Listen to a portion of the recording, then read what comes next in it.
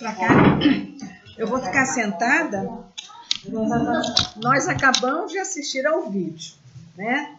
O episódio 2 da série dinamarquesa Rita. E vocês estavam falando... Repitam para mim, por favor. Ela, por exemplo, fazer uma pergunta. Vocês acham que a professora Rita tinha realmente um problema com autoridade, como a supervisora insinuava? Não. Por quê, Alessandra? Porque ela tinha mais um domínio gostoso sobre a classe, né? Sim. Então você... aí eu acho que é importante fazer uma distinção entre autoridade e autoritarismo. Ela era uma figura de autoridade para a classe? Era, né? Mas ela não era autoritária. Na relação com os filhos, a gente pode observar isso também? Ela era autoritária com os filhos? Não, bem democrática, bem liberal, né? Ouvia, aceitava a opinião deles, a linguagem deles, né? O comportamento deles. Nada disso era problemático para ela, né? Mas ela era uma... Você falou, né, Guiomar? Era uma mulher de personalidade, não era? Apesar de ela não ser autoritária, ela sabe se impor. Exatamente. A gente pode chamar isso de autoria? Conceito que a Alicia Fernandes trabalha tanto, né? Porque, vejam bem, acho que uma das coisas com as quais os professores nossos mais têm dificuldade é com a autoria. Porque vem o diretor, vem o supervisor e muitas vezes o professor obedece sem pensar e sem se posicionar. E depois, por trás, fica se queixando, fica só na queixa, né? Mas não faz nada para mudar aquela situação. E em relação ao menino, ao Victor, o que vocês perceberam? Qual era o problema do Victor? Era o açúcar? Não comer açúcar? Era esse o problema dele? Ele não conseguia, não tinha espaço para conversar com os pais, né? Guiomar, você falou uma coisa interessante. Quem é que era autoritário? Os pais de Victor. Porque impunham a questão do açúcar, né? Vocês repararam como aquela frase, o açúcar vicia mais que a heroína? Como que eles repetiam para o menino, como o menino repetia, e como eles falaram, o diretor acabou repetindo. O politicamente correto é uma doença, né? Isso daí você falou mais. O politicamente correto. Essa questão hoje de que, por exemplo, glúten faz mal, açúcar faz mal, né? Às vezes ovo faz mal, daqui a pouco o ovo não faz mal. Né? Gordura faz mal, daí a pouco você vê que gordura não faz mal. Quer dizer, eu não estou sabendo o que faz mal ou o que não faz mal. O que eu acho é o que acho que Guiomar tem muita razão, né? É o politicamente correto. Então, para você entrar nessa linha, você tem que seguir, né? Só que eles foram muito extremos, né? Radicais, porque aquele bolo de tofu ninguém merece. A escola da Simone nessa linha politicamente correta também cedeu. E atrapalhou o andamento da escola. Exatamente, quer dizer, a escola cedeu aos pais. Isso a gente vê muito, né? Vê muito, a escola cedendo aos pais, né? Escola particular, então, é um problema porque depende da mensalidade que é paga, né, pelos pais. Então, fica refém dos pais, né? Então, criar um comitê do açúcar, né, é algo que só podia atender aos pais do Victor, porque as outras crianças e os outros não estavam nem aí, né? Não era o que importava. Isso fazia todas as outras crianças meio que ver o Victor como um menino chato, né? Uma ameaça, né? E aí... A partir do bolo que a professora fez para ele servir, ele se enturmou com todo mundo. Agora ele é um dos nossos. Isso é importante, porque foi o que Guiomar falou. Quando você bota o politicamente correto, né, no extremo, você coloca a criança numa situação de diferença, e essa situação de diferença, muitas vezes, causa esse afastamento do grupo, né? A exclusão, exatamente. Tanto da parte dele, né, que eu não posso ficar com eles que comem doce, né, numa idade assim pode pensar, quanto dos outros. Nossa, ele é um chatinho. Exatamente. É o chato, não pode, né? É diferente, essa coisa toda. Agora, a última pergunta. Vocês acham que o motivo da Rita ser professora seria realmente salvar as crianças dos pais? Não, isso é uma questão anterior. Eu acho também que não. Eu acho que aquilo ali foi a situação, né? E ela viu que aquela tinha um papel, mas ninguém vai ser professor por esse motivo, né? Mas ali a gente vê que ela sofreu um tipo de repressão pela mãe. Pela mãe. Vamos supor que fosse profissional. Ela queria fazer medicina, a mãe falou que ela tivesse. Talvez. Não sei se é esse caso. Mas acontece muito isso com os pais que têm uma expectativa muito grande em relação ao filho, se sente na obrigação de corresponder e às vezes não dá o que quer, né? Então, ela ali também está defendendo o interesse da criança de poder se entregar. Isso, Guiomar. Isso. Né? Meu filho não come açúcar, a gente vê muito isso. Mas, falando de filho tão chato, ai, que meu filho passou neném, meu filho passou enjoado, meu filho. É uma conversa enjoada, né? Você não vê que ele é um ser humano, parece que é um objeto do desejo do pai, do pai e da mãe. Ou que ela, produto, né? Ou que ela não conseguiu se realizar, ou que ela realizou e quer estender também. Porque, veja bem, isso que vocês disseram é relevante, né?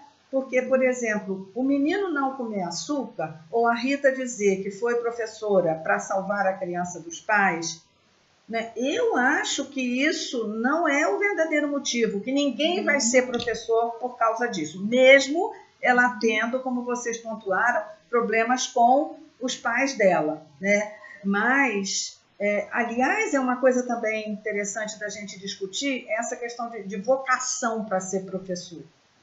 Né? Porque se perguntarem para mim por que você foi professora, por que você é professora, eu vou dizer para vocês, não sei. Porque em cada situação da vida vai aparecer uma resposta diferente.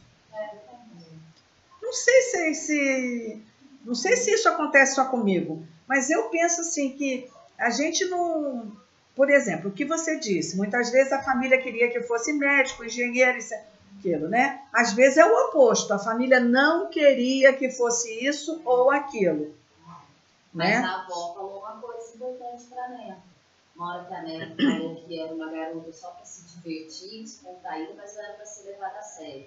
Aí a avó falou para ela assim, você pensa com ela com a cabeça, né? Como se ela não tivesse algo que elas têm autoestima na cabeça. Ali aparece isso, a questão da autoestima, da filha, da mãe, da Rita e da avó. A história está repetida. A história repetida, exatamente. E quando ela cria essa situação com a criança, talvez na época correta ela não se rebelar com a mãe. Isso mesmo. ela Isso. Se vocês estão feras, hein? Estou gostando de ver.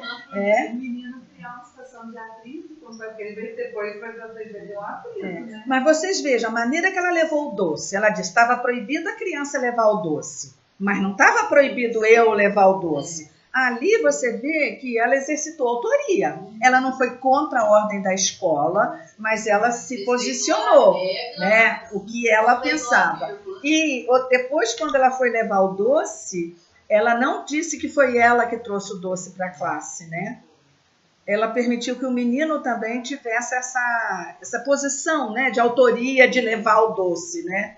E toda a sensibilidade dela de perceber a solidão daquele menino, criar uma situação para que ele se integrasse. O menino era solitário, ela criou uma situação para que ele se integrasse. Muito bonito, transcendente. Eu falei que lembrou um desenho infantil, chama Timothy vai à escola. E é só gatinhos, são bichinhos. E um dos bichinhos lá, uma menininha da escola, é a mesma situação. Ela leva comida japonesa e ninguém come a comidinha dela. Espera aí um instantinho, só um minutinho. Como é que se chama o desenho? A Alessandra está Timothy vai à escola, é um desenho animado. É um desenho animado, bem infantilzinho. A Alessandra está trazendo isso porque lembrou-se na mesma situação do filme. Toda criança leva a sua merenda preferida e na hora que ela abre, todo mundo fala, eca, bonito, beijão, não sei o que ela faz. Daqui a pouco estou acabando. E ninguém quer comer a comidinha dela, ela fecha, porque todo mundo troca. E onde a gente vê esse desenho? Tem no YouTube. Ah, no YouTube? Timothy vai à escola. Vou olhar. Tem várias situações. Fica uma sugestão, viu, gente, da gente assistir esse desenho para também depois comentar. Várias situações que acontecem com as crianças. Aí a professora vê aquilo e cria um festival de comidas de outras nações. Aí todo mundo é obrigado a experimentar a comida que a família leva de outras nações. Todo mundo experimenta, gosta da comida japonesa que ela levou, o sushi, e vão ser amiguinhos de novo. Né? E ela se sente incluída no grupo. Então, isso mesmo, gente. Foi a mesma situação, Pergunta, então, vocês gostaram? Muito. Nós selecionamos, né? A gente selecionou algo que pudesse, um vídeo que pudesse trazer à tona algumas questões da nossa vida, né? Como professora, como psicopedagoga, porque aquela supervisora é um padrão de supervisora, não é? É um padrão. Porque ela era autoritária, a supervisora. Vocês não acham, não? Porque ela ficava insistindo com uma pergunta, infernizando o diretor completamente perdido. O que também acontece muitas vezes nas escolas, né? Muitas vezes. O professor pode ter razão, mas o supervisor tem mais autoridade. Então... exatamente. Eu acho que o vídeo dá para a gente perceber quais são as relações que existem dentro da escola com os diversos atores, né? A direção, quer dizer, os elementos da gestão, a supervisão, o diretor, os professores e os alunos. E os pais. Mostra todo esse sistema educacional. E mesmo que a gente chamou a nossa atenção, a mim pelo menos, a diferença de ambiente, né? Uma escola aberta, uma escola linda. A Guiomar falou que pátio maravilhoso, essa coisa toda, né? Uma área verde. Isso tudo lindo. Mas, na realidade, em termos relacionais, a diferença não é tanta. Não é? A diferença não é tanta. Você tem diferenças espaciais, arquitetônicas, mas diferenças relacionais, a gente não, pelo menos eu não vi tão. Acho que a situação que passa lá, a gente vive aqui nas nossas escolas, né? É isso aí. Agora, fazer uma pergunta, né, para terminar. Vocês que estão fazendo psicopedagogia, né, que vão se tornar psicopedagogas. Vocês acham que por exemplo, uma psicopedagoga poderia agir em relação à professora como a supervisora agiu?